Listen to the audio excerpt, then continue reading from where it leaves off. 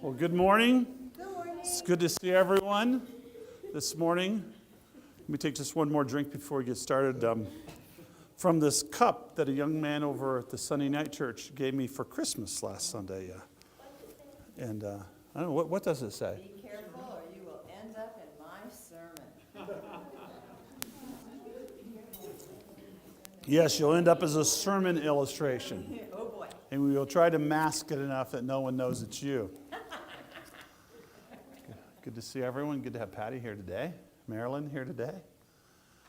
And condolences to Kenneth and really Gerald, Kenneth's cousin, Alan.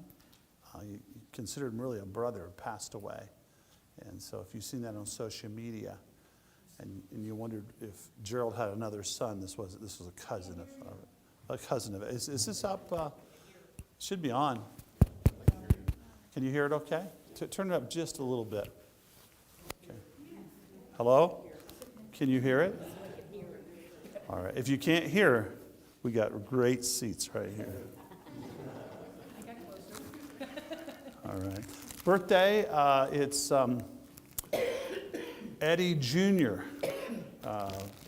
his birthday. So hopefully they're here today. I know they were out of the state for a couple weeks visiting family in California, so hopefully they'll be back on it. So I hope you had a safe drive in. It's one of those mornings, huh?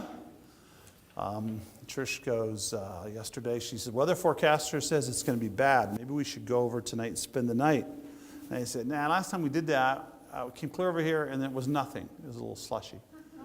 Well, then I should have listened to you. It was a little rough on the way over, but I guess they don't start plowing until like Sunday brunch time or something because they hadn't got to the road yet. But yeah, there you go. But good to have Peter back too. He was gone for a few weeks visiting family in Colorado. So good to have him back. So we are talking about, and this is getting near the end. We probably have another few weeks on this series, The Unseen World. And we're talking about, obviously, the angels that rebelled with Lucifer, Satan, and we think of them as demons or unclean spirits or fallen angels. And we're looking at what kind of being they are. And one of the things we were looking at is they were powerful beings or are powerful beings. They affected people's physical abilities, physical disorders, like making them so they couldn't hear or see, giving them personal injuries or deformities as such. There's a second category under these powerful beings, and that is the mental disorders. Two of them stand out. One is insanity. Look, if you would, at Luke chapter 8, insanity. You know, I think we don't give enough attention to the mental part of our life, being either as an unbeliever or as a believer. In other words, when a person is unsaved, they have a mental disorder. It's called their minds are blinded by Satan, obviously. So their minds are not fully functioning like they could be. They're not perceptive like they should be. They're blinded. And when we get saved, that's part of God sanctifying us, giving us the ability to have the mind of Christ. That doesn't instantly change everything in our mind because we still have some things of the former life that are in there. But it gives us this Holy Spirit within us to empower us to overcome, to eventually hopefully forget, or at least remember less some of those mental things in our heads, hearts, soul, however you want to identify that. But here's one, and this is a well-rehearsed story because we've used it quite a bit here. This is the maniac living among the tombs, the Gadarene man, and this is in Luke chapter 8 and verse number 26. The story occupies basically the text from verse 26 on until you get to verse 39 here. But so Luke 8:26, it talks about Jesus. They arrived there in that country, and they went to where Galilee was, the Sea of Galilee. In verse 27, and when he went forth to land, there met him out of the city a certain man which had devils a long time, and wore no clothes, neither a bow in any house, but lived in the tombs. So obviously this is not that far stretch from what happens sometimes today with homelessness. When you think about it, it's at an epidemic now, this homelessness. Was it Portland? They're really crying and aching and everything because there's just so much destruction there. And that was one of the places that was like, well, we want to defund and everything. And now I think it's come back to bite them. But you'll see just blocks and blocks of folks camped out. But they're pretty much in there a lot of the time using drugs on the street. And just a horrible situation because their minds are controlled by the drugs. And, we got to say there's a possibility they're under demon influences also as unsaved people. I mean, the devil still likes to do that or still wants to do that. And so here's this man that has this situation where this is a long thing, not a temporary thing. He doesn't live in a house. He lives in the tombs.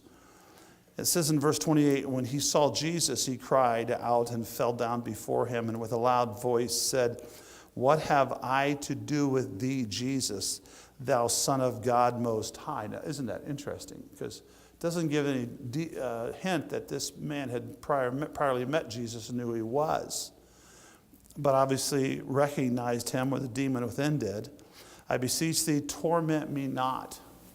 And sometimes when you're reading narratives like this, it is definitely, you can tell it's the demonic spirit speaking versus the person. Sometimes it goes back and forth, and it could be one or the other or both in a sense. Verse 29, for he had commanded the unclean spirit to come out of the man, for oft times it caught him. And he was kept bound with chains and in fetters, and he brake the bands and was driven of the devil into the wilderness. And Jesus asked him, saying, "What is thy name?" And he said, "Legion," because many devils were entered into him. Now, legion, I think you're going to see that in this week's questions for the days of praise, because that term legion was described that Jesus could call many angels to assist him if he wanted to come off the cross. And it has the same connotation of a legion. It was 24,000 was a legion. And he says, Jesus said I could have called 12,000 or 12 legions, which would, you do the math, 24,000 times 12, Yeah, and that was just 12. And so in verse number 30, let's finish it. And the legions, because many devils were entered into him, and they besought him that he would not command them to go out into the deep. In other words, we don't want to not inhabit. It seems like demons love to inhabit people. And verse 32, and there was a herd of many swine feeding in the mountain, and they besought him that he would suffer them to enter into them, and he suffered them. Now, it says at another place that there was more than 2,000 of those swine. So it gives us a point of reference. And when this man is healed, because the demon's cast out, and you'll see that in verse number 35, because the townsfolk now come out to see what happened, and they see this man sitting at the feet of Jesus, clothed and in his right mind. And they were afraid, the townspeople. Now, they probably look and go, hey, where's our pork?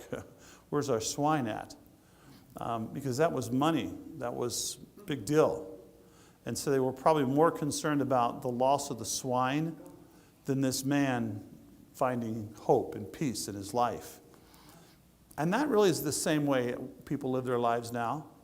That they highly value money and things more than they do people.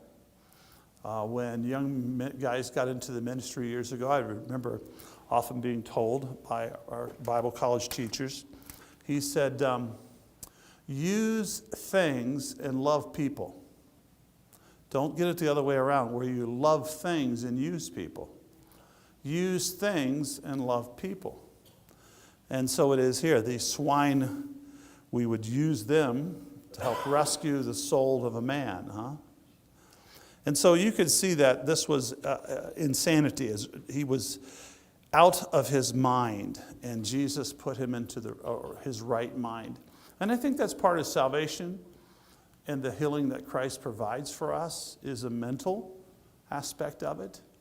I mean, who better to heal our mental disabilities, our mental problems than Jesus? And I mean, Christians will pray all the time for, they have cancer, that God would take it away. They have a bad heart, that God would help give the things to strengthen. They go to the doctor too and follow the regimens. But they do. They pray and trust God. God could do that. He may do that. But when it comes to mental issues among Christians, and people say, well, we're going to turn that over to the Lord. We're going to pray for that. They're like, oh, no. You really, right now, you need to not listen to what they say religiously about these mental issues. Let's listen to what they say with the psychobabble about it. So they kind of almost totally discount the mental healing of God in our lives when they don't maybe all do it the same thing with the physical healing. But it's body, soul, and spirit that God can heal. Mark chapter 9. Here's another mental disorder. Mark chapter 9. I was reading a obituary in the St. George News.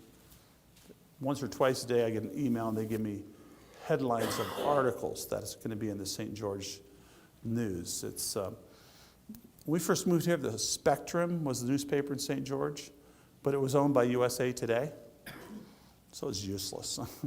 So now there's a digital competition called St. George News, and so they had some pictures of people whose obituary is going to be in the article. If you bring it up online, the email just kind of gives you a summary. And so I look down through at the pictures, and I don't know these people, but when I see a picture of a younger person, I go, I'm going to click on that because it's untimely, right? So this one was a man 40-ish years old. And it said lots of wonderful things, but it says that he finally, he lived his whole life with struggles of mental health. So probably died of suicide, we don't know. But it was first in the article to kind of let folks, I think, know this is a struggle. So that's a real problem, suicide. And it's hard. And it really, you've got to think that, a person is not allowed to kill anyone else or kill anyone, including themselves. I mean, that's what we would think of as murdering ourselves. And we don't have that right to take our life before God takes it or wants to take it. Because what we do, God may be trying to use those hard things going on in our life to mold and make us. And we shortchange the process by ending it. And so there's a few suicides mentioned in the Bible, but none of them are with any kind of approval, sense of approval. Obviously, we think of Judas, went out and hung himself, and others. And here's one in Mark chapter 9, and verse number 22. 9:22. This is the disciples who were powerless to heal. And in verse number 22, it says, verse 21 talks, he says, of a child. He's talking about this child. Verse 22, oftentimes it casteth him into the fire and into the waters to destroy him. But if thou canst do anything, have compassion on us and help us. Now, what that's telling about is this demon is trying to kill or have this person commit suicide by throwing themselves into the fire or drowning themselves. Why? To destroy them. So the indication there is that this is for this person to take their own life. This demon would drive them to do it. And here again, we got to be careful that we don't find ourselves saying that every suicide is the result of demon possession. But at the same time, we can't say it doesn't at all affect it in some way or can affect it in some way. And we don't like to think about that about people because we think high of them and we think, well, certainly it wouldn't have been that in their case. But what they say, suicide is a permanent solution to a temporary problem. And really it's not a solution because all it does is take and move from that person all the heavy load, it moves it to their family. Because, it's a tough thing for the family to have to deal with it. Back when Hope was, 13, 14 years old, she had a friend, and her dad had committed suicide here in town. And I think there were some other kids, maybe a brother and so forth. And so I met the mom and everything. She worked down here at the city office. And I thought, how sad for those kids. How sad to, number one, have their dad taken away. But in that method and manner.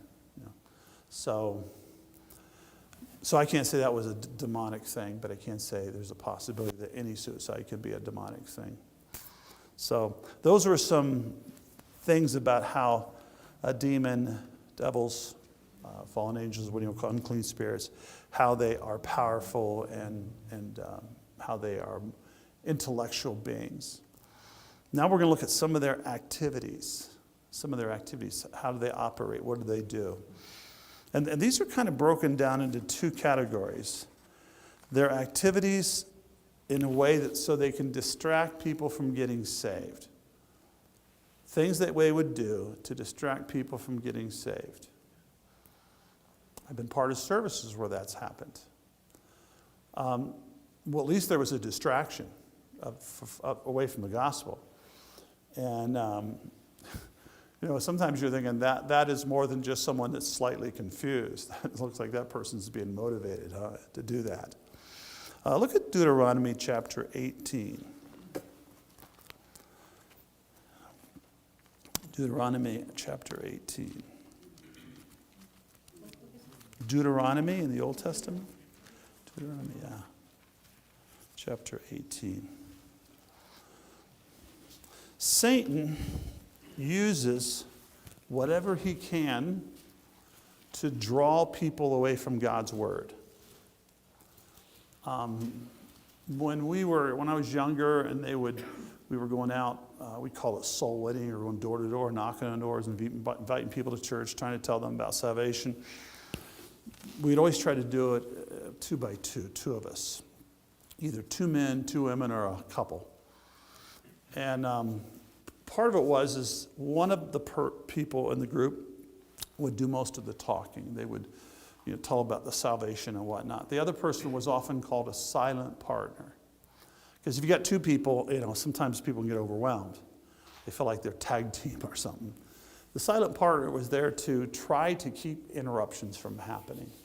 Because that's when the phone's going to ring, when you're telling somebody about Jesus, or the kid needs a drink of water or whatever. Or you've got one person that's really interested in the gospel, but they have a friend, spouse, loved one that's in the room going, yeah. And so the silent partner's job was to try to help get the distraction away. So that person that's yapping, you may want to say, excuse me, I'm really thirsty. Can I go to the kitchen with you and you get me a glass of water? Get them out of the room, so to speak, so it doesn't distract the person that is interesting. Or any of those things. Or I don't know if we ever did that, where when the phone rings, you pick it up and say, sorry, they can't talk to you right now, bye. Maybe if they're right on the edge of saying, yes, Lord, save me, you're like, well, I'll take that risk on it. But distractions can be pretty bad sometimes when the gospel's being given. Even if you're talking to people, we used to do some street witnessing. We would, Erie, Pennsylvania, there was a minor league ballpark there for the Pittsburgh Pirates. So we'd go down on Friday nights or Saturday nights, and we would stand in the sidewalk out front of the stadium and hand out little bags of peanuts, like you get on the airlines, and a gospel tract stapled to it. I mean, who doesn't love peanuts, right? And when they would go in, we'd say, hey, did you get one of these? You're going to need it. And their human nature is, I'm going to need this. Am I supposed to have one? No, I don't have one. Let me have one. And they go, oh, cool, peanuts. Well, then hopefully they're going to read the tract. But that is, by the way, the best way to hand out a tract to someone, especially if you have just a moment, is, hey, did you get one of these? Curiosity, right? That's the only way I was able to ever give a Jehovah's Witness person I met a tract, and they didn't give it back to me. They were headed in the Chinese restaurant, and they were headed out. And you could tell that they were all had eaten lunch together. You say, how could you tell they were Jehovah's Witnesses? I mean, Sunday afternoon, they're all dressed up. They were either Mormons or Jehovah's Witnesses. And so I said, Trish, watch this. So I pulled a tract out, and I said to this guy, I said, hey, did you get one of these? You're going to need it. He goes, oh, well, what is it? He grabbed it. And I have most of the time where they say, oh, no, I'm sorry. I don't want this. You have to take it back. But I started walking way far away from him and speed up to go in the restaurant. He's like, he's in a moral dilemma. He's not supposed to have it. What's he going to do with it? And so distractions. But even you're out witnessing on the street corner, you got those big old cars or trucks with those loud mufflers going by, and you're telling about the gospel, and all of a sudden you can't hear each other at all. All kinds of things can serve as distractions. And here again, I'm not saying the devil's behind the guy driving the big truck with the loud muffler. But I'm saying he can use things like that, can he not? And here's a list of things that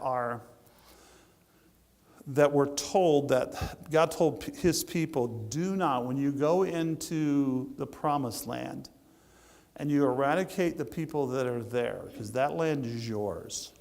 So don't leave any people. I mean, don't go in and kind of partner with them, because it's going to turn on you, and it often did. He says, so you eradicate them, all of them. And so, but he says, do not learn their ways. Those are godless nations. They're foreign nations that are godless. And do not mimic, learn, take after them. So in verse number 9 of Deuteronomy chapter 18, this is obviously Moses talking here. They're wanting a king. What's going on here? And then in verse number 9, and when thou art come into the land which the Lord thy God giveth thee, thou shalt not learn to do after the abomination of those nations. There shall not be found among you anyone that maketh his son or daughter to pass through the fire,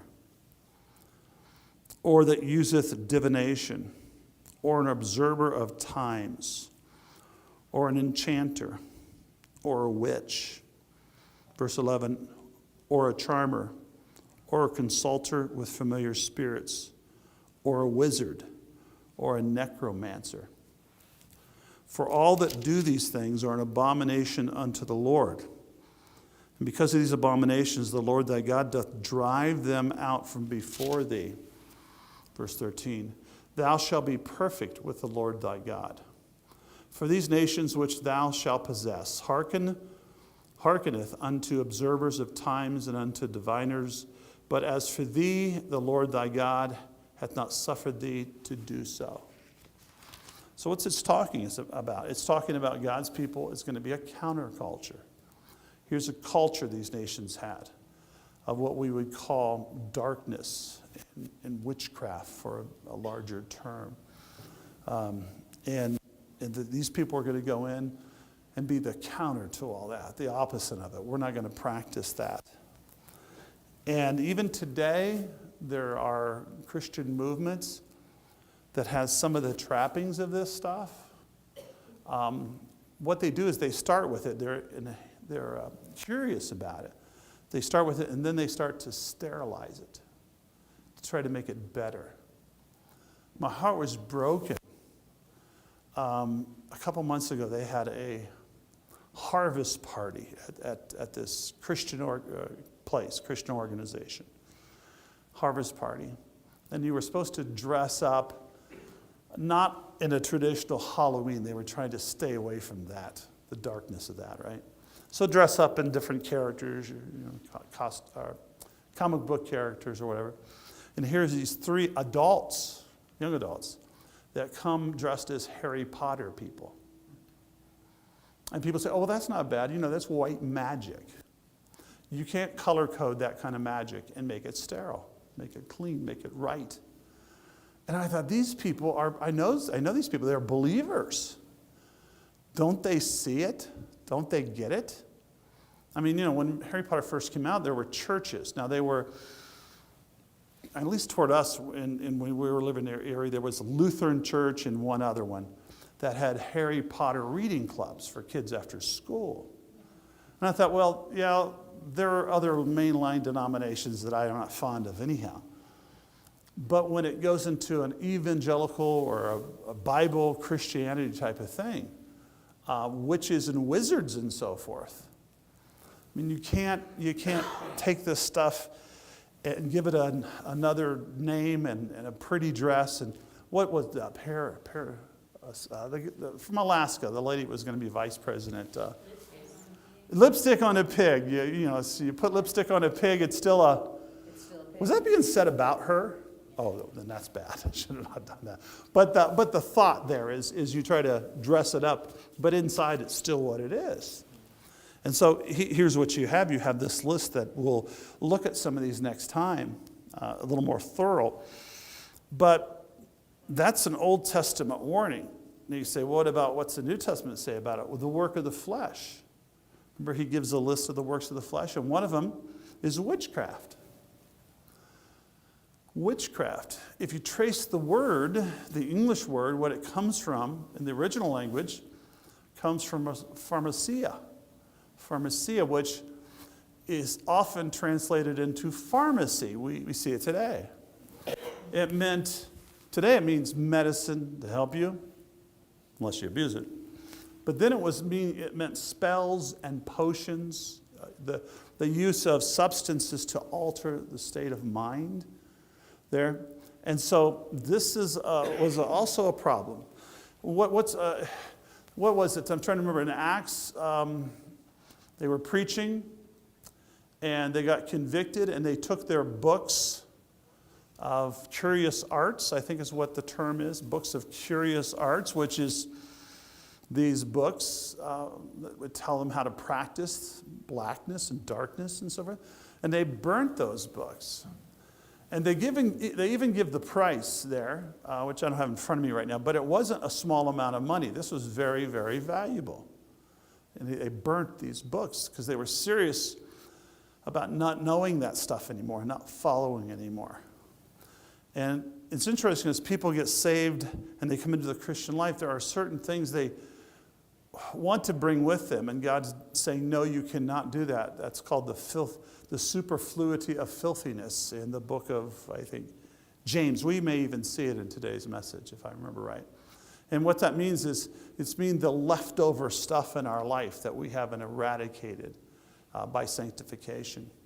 But people would bring those things over, and so they are with as Christians, whether it's the artwork that we have or the stuff that we read or the music we listen to, we bring it over. And remember, this is probably 10, 12 years ago. We were having a Bible study in Herkin on Sunday afternoons at the Holiday Inn, and there was a fine couple that still meet with us every couple months for dinner. And they were growing in Christ. And I'd been talking a lot about, we got to be careful of these symbols that come over from other nationalities or faith systems or religious systems. We got to be careful that we know what they mean before we hang it on the wall, because it may not honor God. And she really grasped onto that, particularly the wife did, and she started sending me pictures of some of the things she had bought on the wall and hung on the wall. She says, Pastor, can you research this and find out if it's good or not? And there was a number of them I had to sadly write back and say, that comes from a long tradition, a Native American tradition, and it's really polytheism. It's really a god. It's worshipped as a god that has power in their lives. And she said, well, I guess that's going to have to go. But I tell them, don't put it in your yard sale. You know, when we were young, rock and roll music used to be, dirty rock and roll music be a big problem. And so at Christian camp, they would talk about that. And last day at camp, we were making commitments, and we were told, I'm going to go home and take all my records, vinyl records, and I'm going to get rid of them of that nasty music. But one kid says, well, no, I got a lot of money to them. I'm going to see if I can sell them online. Well, they would know online back then, but sell them. I'm thinking, well, if it's bad for you, then why would you want to pass it along? You say, well, there's a lot of money in it. Well, the people in Acts had a lot of money in those books, but they were willing. And so it is as we go through this, that if there's things in our life that are in these categories, that we should be willing to take a stand about it, right?